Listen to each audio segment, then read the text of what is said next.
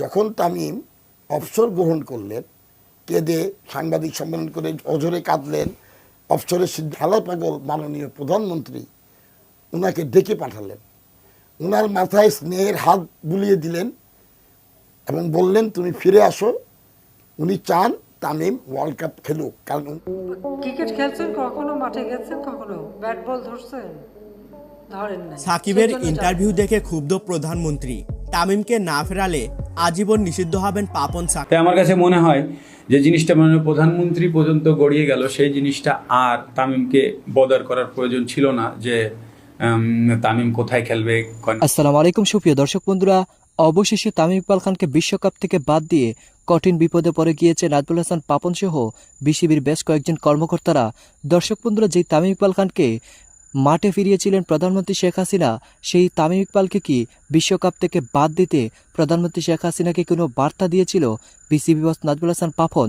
দর্শক বন্ধুরা, অবশেষে সেই সকল বিষয়গুলোকে কেন্দ্র করে এবার কঠিন চাপে পড়ে গিয়েছে বিসিবি বস নাজমুল হাসান পাপন, এবং সেই সাথে সেই সকল বিষয়গুলোকে কেন্দ্র করে এবার মাশরাফি বিন মর্তুজা অত্যন্ত গুরুত্বপূর্ণ কিছু কথা বলেছেন, এবং আপনাদের মাঝে তুলে ধরেছি কিভাবে শেষ পর্যন্ত প্রধানমন্ত্রী শেখ হাসিনার চাপে পড়ে গিয়েছেন নাজমুল হাসান পাপন। তো দর্শক বন্ধুরা, তাহলে কি বিশ্বকাপে ফেরার কোনো চান্স আছে তামিম ইকবাল খানের? চলুন আমরা সেই সম্পর্কে পরিপূর্ণ বিষয় জেনে নেই।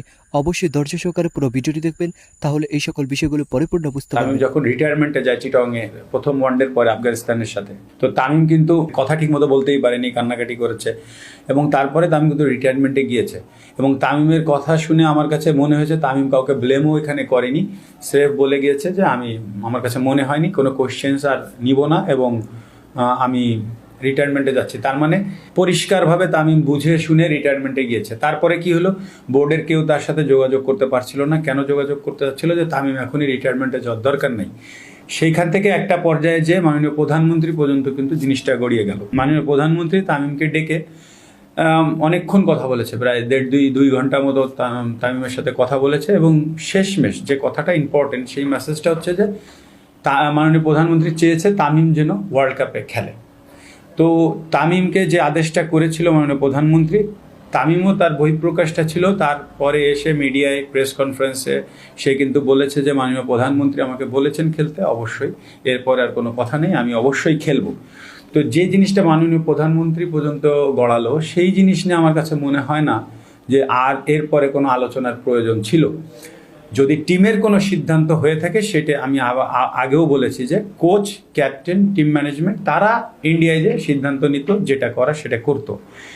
এখন প্রশ্ন আসতে পারে যে ওইখানে যে যদি তামিমকে অফার দেওয়া হতো, তামিম যদি সিনক্রেট করতো, পৃথিবীর সব দেশের সব প্রফেশনাল টিমে এই জিনিসগুলো হয়।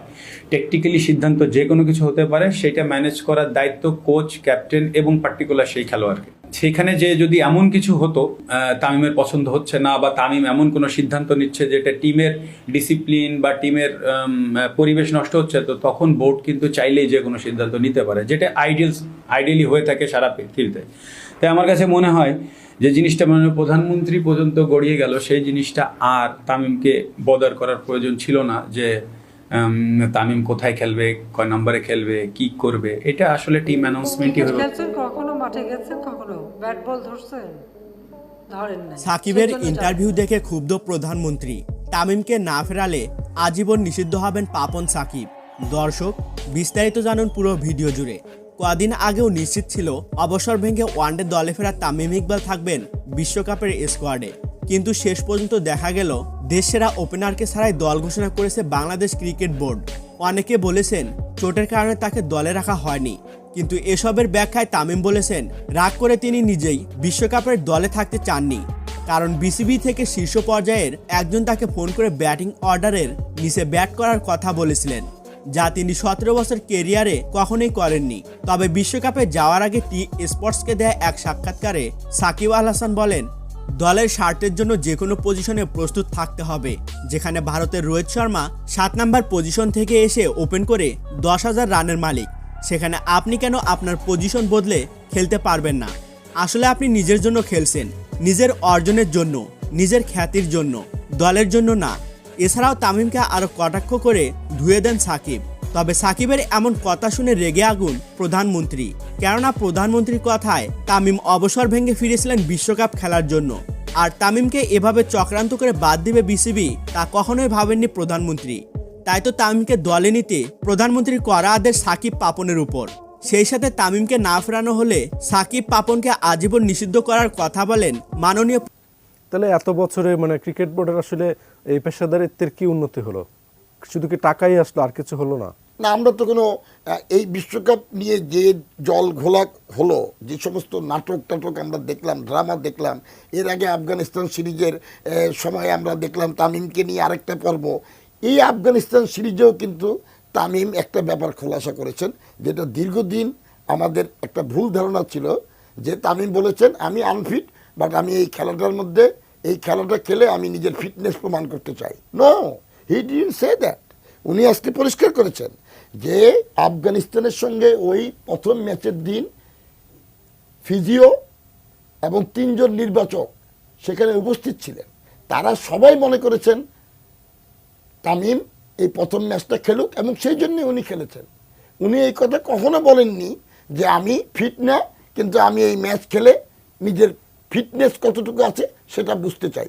তার মানে কি, এইভাবে বিভিন্ন ধরনের অপপ্রচার চালিয়ে তামিমকে কোণঠাসা করা হয়েছে, যেটা ফাহিম ভাই একটু আগে বললেন, কেউ তার পাশে ছিল না, সবাই ছিল তাকে কোণঠাসা করার ধান্দায়, যাতে তামিম একটা পর্যায়ে এই দল থেকে তাকে ছেটে ফেলা যায়। আজকে তিনি বলেছেন যে আমি নোংরামির মধ্যে থাকতে চাই না, একটা পর্যায়ে বাধ্য হয়ে তামিমকে বলতে হলো যে তামিম নোংরামি শব্দটা ব্যবহার করেছে। তার মানে কি, মানে তামিমকে নিয়ে যে রাজনীতি বা অপরাজনীতি, এগুলো তো নোংরামির পর্যায়ে পড়ে, তাই না? আপনি যখন একজন এরকম মাপের একজন খেলোয়াড়, যিনি গত 17 বছর দেশকে সার্ভিস দিয়েছেন, যার নামের পাশে সর্বোচ্চ রান, ওডিআইতে সর্বোচ্চ রান গেটার আমাদের তামিম, প্রায় 8,000-এর মতো রান করেছেন, তর্কাতীতভাবে বাংলাদেশের সেরা ওপেনার, তাকে নিয়ে যখন আপনি এই ধরনের কথাবার্তা বলবেন, এই ধরনের গুজব ছড়াবেন, সেটা তো আসলে নোংরামির পর্যাতেই পড়ে।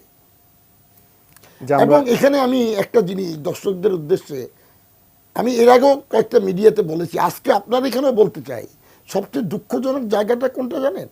সবচেয়ে দুঃখজনক জায়গা, যখন তামিম অবসর গ্রহণ করলেন, কেঁদে সাংবাদিক সম্মেলন করে অঝরে কাঁদলেন, অবসরের সিদ্ধান্ত দিলেন, তখন আমাদের ক্রিকেট পাগল, খেলা পাগল মাননীয় প্রধানমন্ত্রী ওনাকে ডেকে পাঠালেন, ওনার মাথায় স্নেহের হাত বুলিয়ে দিলেন এবং বললেন তুমি ফিরে আসো।